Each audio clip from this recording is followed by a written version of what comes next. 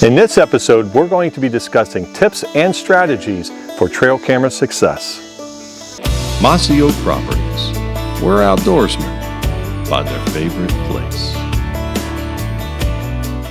In part one, we went over trail camera locations, where to put your trail cameras this time of year to capture great photos and videos of whitetails specifically, but all wildlife in general. And in this video, we're going to go a little bit deeper and discuss the whys and the hows to deploy your trail cameras. You know, with that being said, really the hows and whys is probably the most important thing. That's right. You know, because technically you put a camera up and you get a video or a picture of something.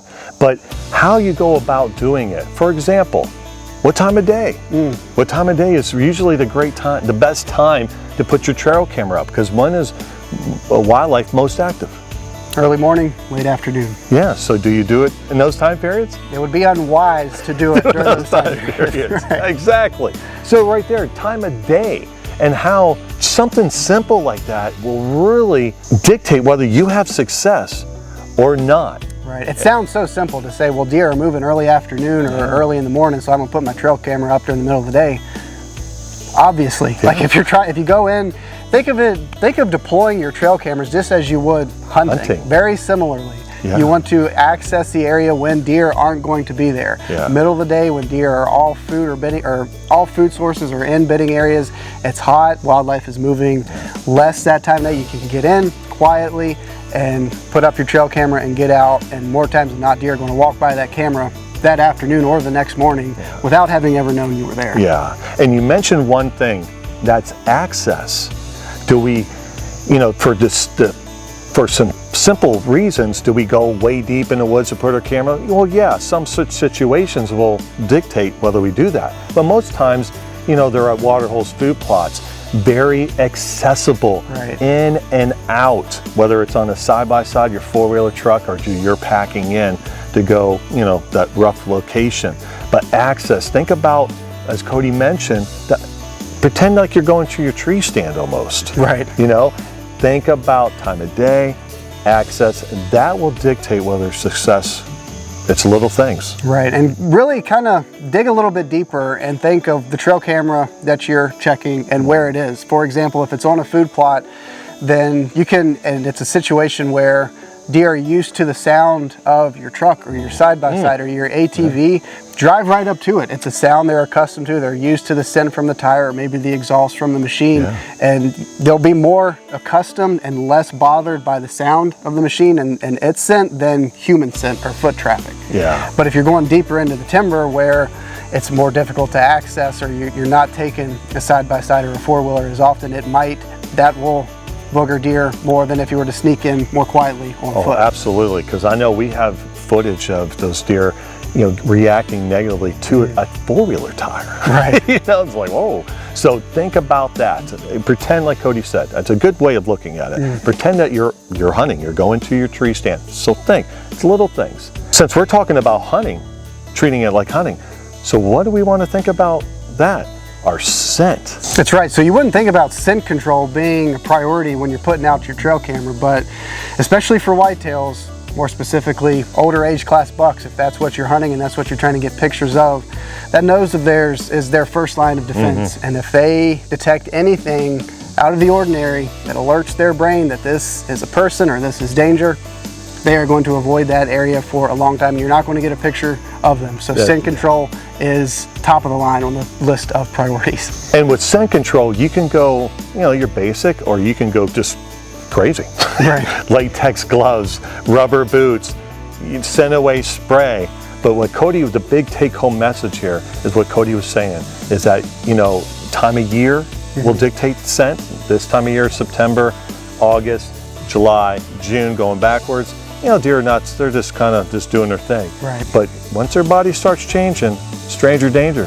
Right. You know, so scent, going above and beyond, might come across silly. Some people might go, you don't need that, I've never used it, but why go? Just, you know, at least rubber boots, you know, some type of scent-free activity is what you want to use for success. Right, and scent control goes beyond just, you know, scent control sprays or rubber boots or rubber gloves, and it kind of goes back to time of day. Early morning, late afternoon is when there is the most moisture in the air. Moisture holds scent. It's another reason to check your cameras or put out cameras in the middle of the day. It's when the air is most dry, and you're going to leave less scent. It's going to evaporate more quickly the drier the air is. And doing it in the middle of the day when the air is most dry, you're going to leave less residual scent.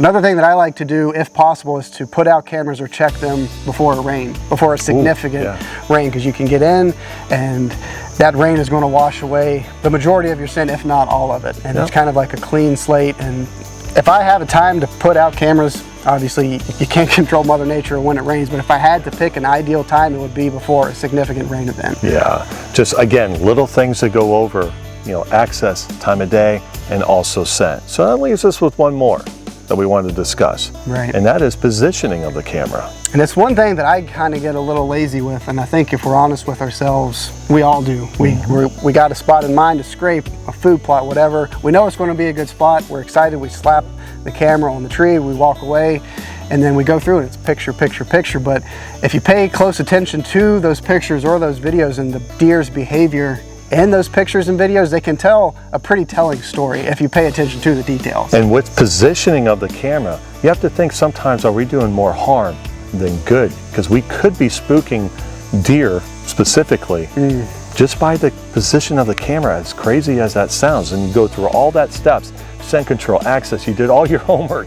You were like a ninja going in there. Right. And then you position the camera. So how do we figure out if the positioning of the camera is harming or what we're trying to accomplish? And simple thing is switch that camera by push a button from picture to video. Just by doing that, we can sit there and inventory how deer are reacting to the camera. Right. If we normally put our cameras at chest level, do we not? Yep. And then if we starting to see a negative response, and what is a negative response to the camera? Anything outside the norm, okay? So anything outside the norm that you see, now one or two deer, is one thing. But you start seeing the majority of your deer reacting negative to like a scrape, you might want to change that around, because what Cody said earlier, you can really dictate a deer's activity on that piece of property by doing it wrong. Right. So if you put a camera on a scrape and you spook it, well, that ain't happening, okay? But a negative response, so what do? Move it, simple. Just move it up, eye level, put a little stick behind it, angle it down, solved. Right. Yeah, more times than not. So positioning of the camera, we have a lot of footage that can show that it does have a negative response, but you don't know unless you put it on video mode. Right. A lot of times, those bucks sit there and do GQ poses in front of the camera, and a lot of times it's like, you know what, you hit it with a 2x4 in a butt, and those deer are gone, and they don't come back. That's right. The positioning of your trail camera is really important, as you just touched on, and to solve that, it's a really simple solution.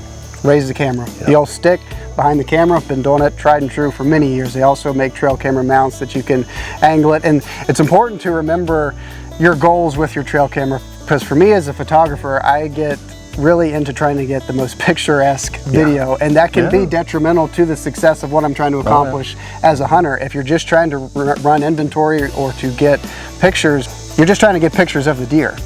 You can get the same angle, you can identify that deer from 6 or 8 feet as you could from ground level. I get so fixated, and it's bitten me in the butt before trying to put it ground level to get this picturesque scene, when if I put it a little bit higher, I would have avoided deer seeing it. But you can also camouflage your cameras as well.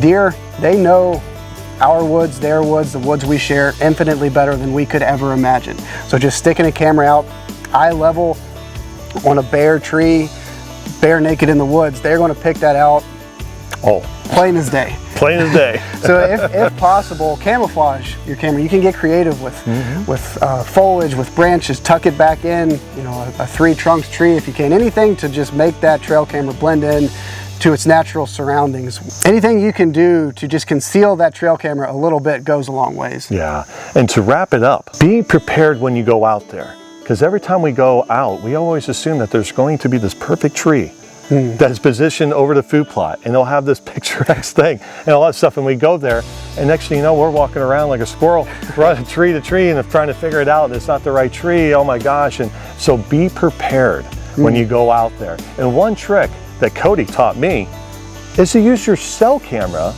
to set up your camera. Right, your selfie phone, not your trail camera. Your Oh my cell God. phone. Put it in selfie mode. It's a try. I wish I could take credit for it, but I saw it online many years ago. Once you get, because again, as a photographer, if the camera's not perfectly level, it bothers me. If it's pointing too up or too far down, it bothers me. So once you get your camera positioned on the tree, wherever you want to put your camera, your cell phone in selfie mode, and put it in front of the camera, and then you can get a good field of view of what your trail camera is going to capture, and you can get a good idea of what your camera images are going to look like. Yeah. In the last episode, we strictly talked about where to put these deer cameras. And reference wildlife, a lot of wildlife, you can just set them up and see you later. Yeah. But more specific white-tailed deer, there's some thought behind it. And that's what this episode was about, is really just think about what you're doing. Treat it like a hunting situation. Yeah. If you have to get to that extra mile to be successful. Access, scent, time of day, and positioning. Be really intentional with all those things that we talked about in this video. Are they necessary? No. As we mentioned, like you can slap a camera on a tree and you're going to get pictures of deer and every critter in your woods. But if you follow these steps and be really intentional with the decisions that you're making, reference the talking points that we highlighted, then you really are going to maximize your success. The quality and quantity of the images that you're trying to capture, no matter the wildlife species, whether it's white-tailed deer, turkeys, or whatever, you're going to notice a significant difference. Mossy Oak Properties, where outdoorsmen find their favorite place.